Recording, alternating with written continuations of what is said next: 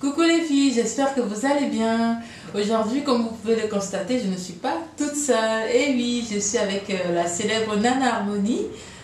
Pour celles qui ne la connaissent pas, c'est avant tout celle grâce à qui je suis devenue Napi. Et oui, elle m'a beaucoup encouragée. Donc, bonjour. Merci Nicole de m'avoir invitée. De rien, comment tu vas? Très bien, merci. Ça va très bien. Sachez que Nana Harmonie et moi, on se connaît depuis 2010 en fait, je crois. Oui, ça fait longtemps. Oui, ça fait longtemps. Et donc, on s'était perdu de vue depuis 3 ans, je crois. Aussi longtemps? Oui. Ah, bah oui. Donc, ouais. En tout cas, ça fait trop plaisir de la revoir une fois de plus. Le plaisir est partagé. Voilà. Et donc, elle va nous parler un petit peu de sa routine capillaire et tout ça. Donc, ma première question, c'est depuis quand est-ce que tu es Napi? De presque aussi longtemps qu'on s'est rencontrés, en fait. J'ai commencé mon premier Big Shop en 2009. Oui. J'étais à Londres quand j'ai fait ce premier Big Shop. Et quand je suis revenue en Suisse, le fait de revenir dans mon environnement avec les cheveux naturels, j'ai trouvé ça trop étrange. Alors je les ai redéfrisés. D'accord. Et donc j'avais fait un deuxième Big Shop et cette fois c'était en octobre 2010. Donc de octobre 2010 à aujourd'hui, ça fait 4 ans. 4 ans, d'accord. Voilà, 4 ans, je suis dans la 5e année. D'accord. Mais qu'est-ce qui a été le déclic en fait pour toi pour devenir Napi? Qu'est-ce qui t'a décidé? Plusieurs choses. Premièrement, j'arrivais pas à gérer mes cheveux défrisés, il y avait les cheveux qui tombaient, c'était un calvaire d'avoir toujours des cheveux secs. J'arrivais pas à entretenir parce que moi j'ai toujours aimé le côté propre, soin, j'ai jamais aimé les tissages. J'aimais les mèches, mais les mèches il faut vite les enlever, les remettre, c'était beaucoup de travail. Et je faisais un travail de bachelor sur la beauté noire. Et j'avais lu un livre comme quoi nos cheveux, si on en prenait soin naturel, ça pouvait pousser. Parce que j'avais cette pensée que nos cheveux naturels ne poussaient pas. Donc je me suis dit, bon, on teste. Et c'est pour ça le fait que je suis partie à l'étranger dans un environnement que je ne connaissais pas, ça m'a motivée en fait à faire mon Big Shop. Et c'est là que j'ai commencé un peu à traiter mes cheveux. Mais je me suis rendu compte que je n'avais pas commencé de la bonne façon. J'avais vraiment fait ça en fait parce que je ne connaissais pas les gens autour de moi. Je n'aurais pas le regard des gens qui me connaissent vers moi. Et en fait, je me suis rendu compte que je ne faisais pas ça pour les bonnes raisons. Et c'est là que j'ai fait la deuxième fois. Et cette fois, je me suis dit parce que je veux m'accepter. J'en avais marre de toujours vouloir avoir une texture de cheveux qui n'était pas la mienne. Et je me suis dit non, je vais m'assumer comme je suis. Je suis une femme noire, les cheveux crépus c'est beau. Et je voulais aussi le démontrer par le port moi-même de porter des cheveux naturels. D'accord, donc c'était pas en fait un effet de mode. Ah, pas du tout. C'était vraiment une prise de conscience. Exactement. C'est plus tard quand je suis rentrée justement dans ce mouvement que je me suis rendu compte qu'il y avait plusieurs femmes qui faisaient le même cheminement que moi. Et j'ai pu m'en inspirer sur YouTube. Comment faire des vanilles, pas mal de choses, et c'est comme ça que c'est rentré, que j'ai vu qu'en fait c'était un effet de mode. D'accord.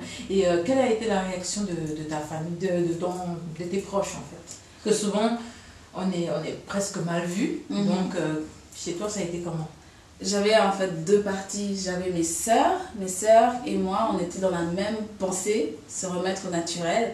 Après j'avais mon frère qui lui avait toujours vu la femme aux cheveux lisses et tout, donc il trouvait pas ça top. Il faut savoir aussi qu'au début tu ne sais pas trop comment en prendre soin, donc tu as une allure un peu étrange.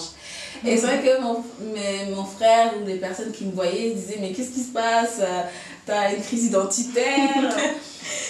Surtout quand tu passes du lisse au crépus. Et surtout quand tu passes du long au court, voilà, parce que j'avais l'habitude d'avoir des cheveux longs. Après c'est vrai que j'avais quand même des cheveux défrisés, j'avais une période où j'avais des cheveux défrisés mais courts. Donc ça n'avait pas trop traumatisé certaines personnes, mais d'autres personnes qui me connaissaient avec les cheveux longs, c'était un assez grand traumatisme, on va dire. Ouais, j'imagine. Mais je dois avouer que ça ne m'a pas déstabilisée, parce que j'étais en fait convaincue de ce que je faisais. Donc le regard des autres, je disais regardez seulement. D'accord. Ok, très bon parcours. Et quelle est aujourd'hui ta routine capillaire? Je pense que pour celles qui sont habituées à regarder des vidéos YouTube, l'hydratation c'est la clé. Donc le soir, la journée, dès qu'on a un petit vaporisateur, ça c'est la clé, c'est vraiment ce que j'utilise le plus. Après tu as le beurre de karité. Le beurre de karité, ça, ce qui me permet aussi d'avoir une hydratation, le côté plus soyeux. Et lorsque je fais des vanilles, des tresses, ça permet de vraiment donner une définition. Et lorsque je vais être un peu plus, lorsque je suis un peu plus imaginative, plus créative, j'utilise des produits comme Cantu. Je ne sais pas pour ceux qui connaissent, je trouve ça à Inside Africa pour celles qui sont en Suisse, à Lausanne. Et des huiles aussi, des huiles comme l'huile de ricin et l'huile d'olive. Et je fais pas beaucoup de bains d'huile par contre. Ça c'est quelque chose que je regarde, je vois, mais j'arrive pas à m'y mettre. Donc pas beaucoup de bains d'huile. Tu fais des masques. Voilà, par contre je fais des masques fait maison, je mélange des avocats, de l'huile d'olive, du jaune d'œuf et que je laisse pénétrer dans les cheveux. Donc d'accord, c'est ce que je fais. Et qu'est-ce que tu mets dans ton vapeau en fait? Parce qu'il y a des gens qui mettent de l'eau, ils mélangent avec d'autres choses. Voilà. Tu mets quoi? En fait, j'ai deux vapeaux. J'ai un vapeau où il n'y a que de l'eau et un autre vapeau où je mets de l'huile de ricin avec de l'eau. D'accord. Donc le vapeau qui a que de l'eau, c'est vraiment quand je sens que mes cheveux sont secs, tchac, tchac, tchac, vite, vite, vite. Et l'autre, c'est pour quand je vais les traiter. D'accord. Je les vaporise avec ça et puis après, je mets les produits qu'il faut. Je pense que c'est très pratique d'avoir deux vaporisateurs. Voilà. Et est-ce qu'il y a une marque capillaire que tu utilises et que tu trouves waouh quoi? Oui, c'est en Suisse, Héroïne. D'accord. Héroïne, bah, je ne l'ai pas cité tout à l'heure, mais je l'utilise parce qu'elle a des produits naturels, c'est elle qui fait chez elle. Et j'aime beaucoup l'odeur, certains diront, j'aime beaucoup l'odeur. Et puis ça va vraiment bien à mes cheveux. Il y a le Flexirod qui me va très bien et il y a sa texture, son produit aussi.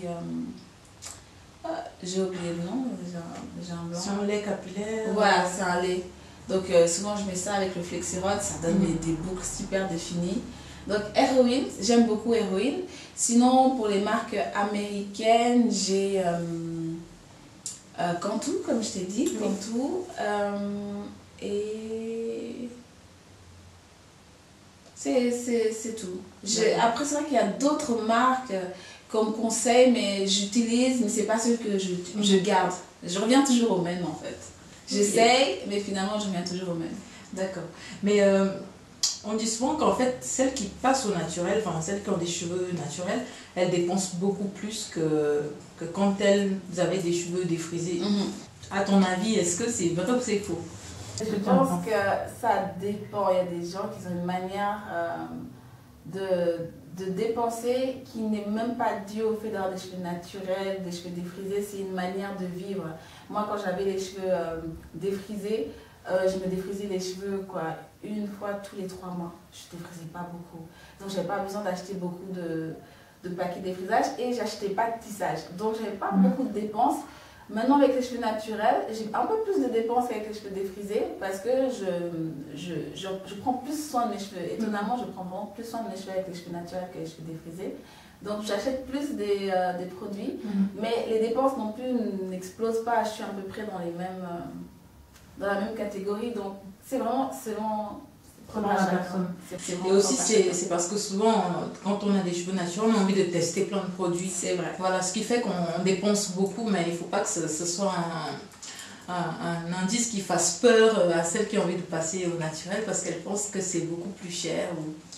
Parce qu'il faut savoir que lorsqu'on est naturel, on ne sait pas les produits qui nous vont. Certains pourraient être aléatoires et pas à moi. Donc c'est cette phase de transition où on peut penser qu'on dépense beaucoup parce qu'on peut acheter des produits qui ne nous conviennent pas. Finalement, on achète d'autres qui nous conviennent. Après, on voit qu'en combinant avec d'autres produits, ça ira mieux. Donc c'est là qu'il y a les dépenses. Mais dès qu'on a trouvé notre routine, là, c'est beaucoup plus simple. C'est beaucoup plus simple. Et quels sont les indispensables à avoir dans la salle de bain? Comme je dis, les vapos. Bon, moi j'en ai 2, c'est pas une obligation. Vaporisateur et puis un beurre de... Moi j'aime beaucoup le beurre de karité parce que ça nourrit énormément. Beurre de karité et j'aime bien les bigoudis. Bon, c'est-à-dire quand je dis bigoudis, avec nos propres cheveux on peut faire des belles boucles. Oui, tout à fait. Mais les bigoudis ça change. Vu que moi des fois je suis nature à beaucoup changer mes styles de cheveux. Donc les bigoudis je dirais c'est un indispensable si on a envie d'avoir différents types de boucles. Après, ça c'est vraiment juste pour moi. Ok, bah, c'est bon à savoir. Ouais. Et puis, quel est ton secret pour protéger tes cheveux de devant là? Parce que c'est une question qui revient souvent en fait. Bon, je tresse pas. Je tresse plus. c'est vrai qu'à un temps, je mêlais les cheveux naturels et les tresses. Et ça tire, les tresses, ça tire. Et souvent, la première partie où ça passe, c'est là. Voilà. Donc les tresses, j'ai arrêté, ça fait 2 ans maintenant, je ne tresse plus mes cheveux. Donc ça fait que je préserve les bords. Et en hiver aussi, le genre de coupe de cheveux, c'est-à-dire que lorsqu'on fait des coupes protectrices, de faire certaines coupes qui prennent bien les bords. Parce que lorsque les bords ne sont pas pris, bah, ils sont exposés très rapidement au froid, donc ils se cassent rapidement. Sinon, j'ai pas de technique en tant que telle, c'est vraiment éviter de tirer ici et de les exposer au froid en hiver. Mais genre, parce que, enfin, j'ai posé cette question parce que je sais qu'il y a des filles justement qui ont ce problème et elles me demandent est-ce qu'il y a un produit vraiment que tu, voilà, que tu mets dessus. Bon, je sais que certaines personnes utilisent l'huile de ricin, enfin, je sais pas vraiment si ça marche ou si ça marche pas, mais bon, c'était dans ce sens-là que je... Moi, j'utilise l'huile de ricin quotidiennement, donc c'est peut-être ça aussi qui me préserve des chutes. Sinon, il y a des ampoules. Moi, mes soeurs, des fois, elles utilisent ça. Moi, je suis pas une adepte des ampoules pour mettre. D'accord. Mais, ouais, des ampoules. Il y a des produits aussi spécifiquement pour la repousse des bords. Est-ce que ça marche vraiment? Moi, je suis un peu sceptique. Je suis comme toi. Je me suis toujours dit, s'il y avait un produit miracle, tout le monde le saurait. Ouais, non, moi, j'y crois pas trop, mais ça peut faire un effet placebo. Placebo, voilà. Exactement. Ouais, je vois que tu portes une magnifique coiffure. Est-ce que tu peux nous dire ce que c'est et comment est-ce que tu l'as réalisée? Alors, c'est une coiffure vraiment toute simple. Je vous montre.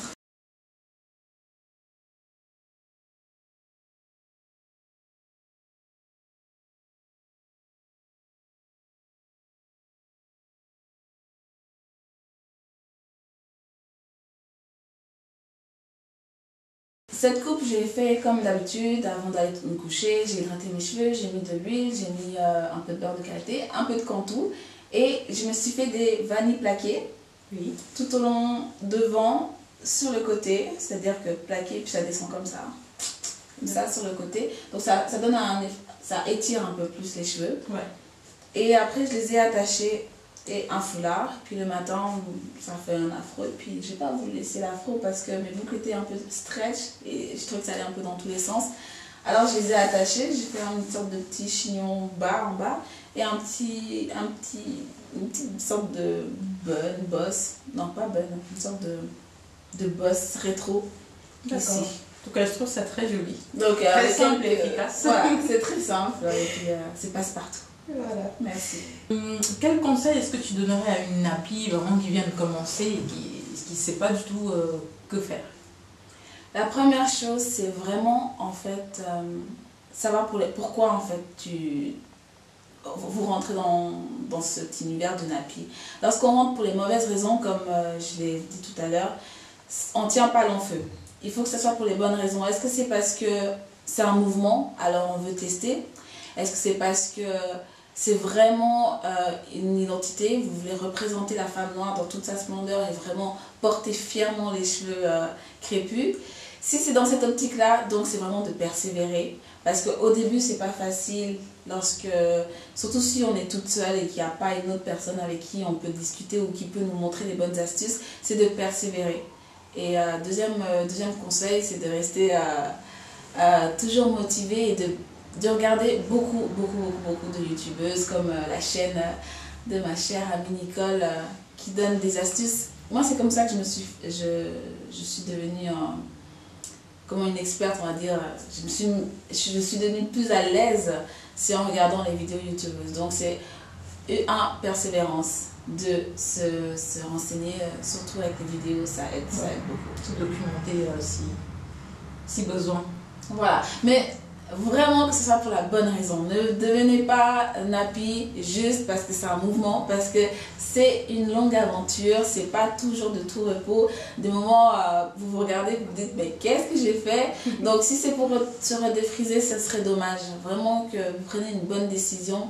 Et vous pouvez toujours faire une transition pour celles qui hésitent à couper totalement. La transition, c'est aussi faisable, mais il y a aussi des bons et des mauvais côtés des deux côtés. C'est pour ça que je vous invite vraiment à regarder des vidéos YouTube qui donnent toutes ces informations-là. Je pense qu'on est tous passés par là, par YouTube, à voir comment est-ce que les youtubeuses elles prenaient soin de leurs cheveux et c'est comme ça que on va dire. Pour celles qui ne savent pas, donc, Nana Harmonie, c'est la créatrice de la Web TV Nana Harmonie s'exprime. Donc, est-ce que tu peux nous parler un petit peu de ta Web TV? Avec grand plaisir. Donc, j'ai commencé une Web TV. Cette Web TV a pour but de promouvoir la diaspora en Suisse.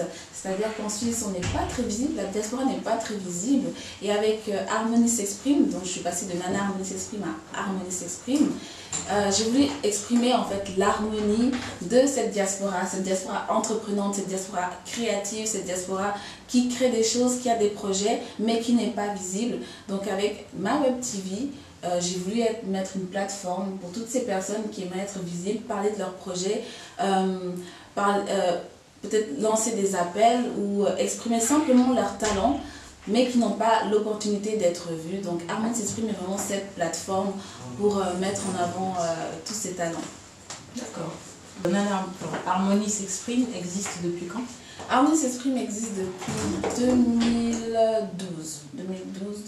2013. Bien sûr, cette année, on va un peu plus aller en profondeur. Avant, c'était surtout pour mettre en lumière les talents, les entrepreneurs. Et on va plus maintenant aller dans un côté plus coaching, donner plus des astuces de comment en fait un entrepreneur devient un entrepreneur par exemple, ou comment, comme toi Nicole, tu es devenue cette femme, tu raconteras peut-être plus ta vie, plus des conseils en fait pour réussir dans la vie en tant que membre de la diaspora ou autre, mais donner plus des conseils aussi de couple, on va aussi plus rentrer aussi là-dedans, mais toujours pour aider aussi les gens à s'exprimer et à avoir des armes pour avancer et pour créer les talents qu'on a pour les développer. D'accord, et puis c'est quoi le site internet Donc j'ai un blog, c'est Blogspot Nana Harmonie s'exprime. Et Blogspot Nana Harmonie s'exprime. Mais je suis beaucoup plus active sur la page Facebook, donc vraiment c'est Nana Harmonie s'exprime, page Facebook et Twitter. Et ça me fera plaisir de vous retrouver là-bas. Voilà, n'hésitez pas à liker, poursuivre Nana Harmonie. Merci. Voilà, merci beaucoup d'avoir répondu à mes questions, ça me fait trop plaisir. Mais merci à toi Nicole, ça fait bizarre de passer de l'autre côté. L'intervieweuse interviewée. Ok, merci beaucoup et puis salut les filles, j'espère que la vidéo vous aura plu et n'oubliez pas de vous abonner si ce n'est pas encore le cas et à la prochaine pour une nouvelle vidéo. Ciao, ciao.